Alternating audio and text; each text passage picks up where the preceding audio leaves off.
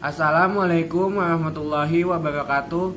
Perkenalkan, nama saya Muhammad Nabila Fikri, NIM 20113120006 dari program studi Teknik Industri.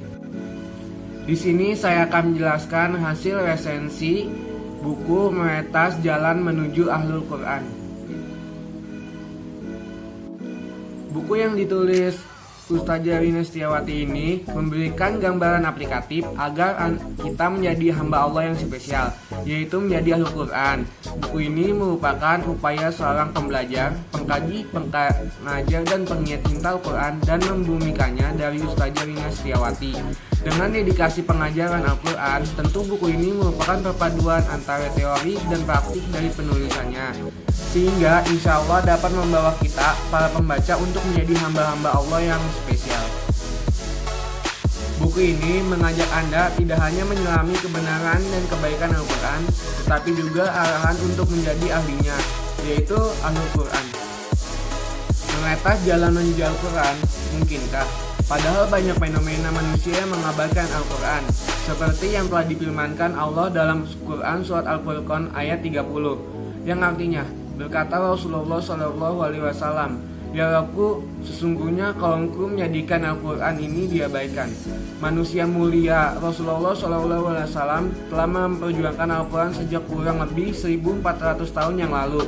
Sejatinya perjuangan dakwah Quran kita saat ini merupakan lanjutan dari perjuangan Rasulullah, di mana beliau mengutus para sahabatnya untuk mengajarkan Al-Quran dan mengajak kaum di masa itu untuk beriman kepada Allah, terutama di negara-negara sekitar Mekah dan Madinah, sehingga teranglah cahaya Islam sampai kepada kita sekarang. Beliau mengutus para sahabatnya untuk melakukan dakwah Al-Quran. Ada yang dibunuh dan terbunuh saat melakukan tugas mulia ini. Tentu ajakan kebaikan ini ada yang menerima dan menolak. Misalnya Raja Najasyi yang dikirimkan surat oleh utusan Rasulullah dan menyambut baik ajakan beliau. Namun ada pula negara Romawi yang pada saat itu juga diajak menerima kebenaran Islam dan menolaknya. Sudah sunatullah dengan keadaan zaman saat ini pun demikian. Ada orang-orang yang menyambut baik ajakan dakwah Al-Quran, ada pula yang enggan dan sangat sibuk untuk memikirkan urusan lain apalagi Al-Quran, karena sudah disibukkan dengan urusan duniawinya. Dalam hadis riwayat Bukhari, Abu Daud, At-Tirmidzi, Ibnu Majah, dan Ad-Darimi yang berisi, orang yang paling baik di antara kalian adalah orang yang mempelajari Al-Quran dan mengajarkannya. Seringkali kita mendengar kutipan hadis di atas, tapi pernahkah kita berpikir apakah kita termasuk orang yang berada di dalam hadis tersebut? Kita berada di dalam barisan Ahlul Al-Quran bersama-sama meretas jalan ke sana. Meskipun kita punya kesibukan pastinya tiada pernah habis. Namun ajam atau semangat yang kuat bisa mengajak kita untuk kembali sejenak melupakan kesibukan dunia dan memikirkan bekal menuju akhirat. Bergabunglah dengan halaqah Al-Quran dimanapun kita berada. Bisa juga menambah hafalan sebagai Al-Quran dan surat-surat yang belum dihafal, karena hafalan Al-Quran di dunia ini akan menentukan tingkatan seseorang di akhirat kelak.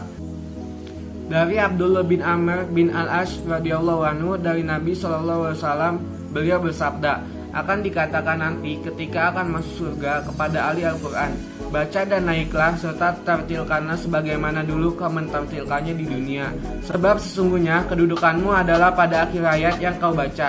Hadis riwayat Abu Daud dan At-Tirmidzi. Tentu di setiap tempat ada pejuang Al-Quran yang kita bisa hadir dan mendukung serta membangun kekuatan di dalamnya. Bersama kita membangun semangat membumikan Al-Quran, semangat yang karenanya teranglah tempat-tempat yang didirikan untuk melantunkan Al-Quran menjadi suatu tempat dan lingkungan yang diberkahi. Setelah saya membaca buku ini, saya diajak menyelami luasnya keajaiban Al-Quran tanpa merasa digurui.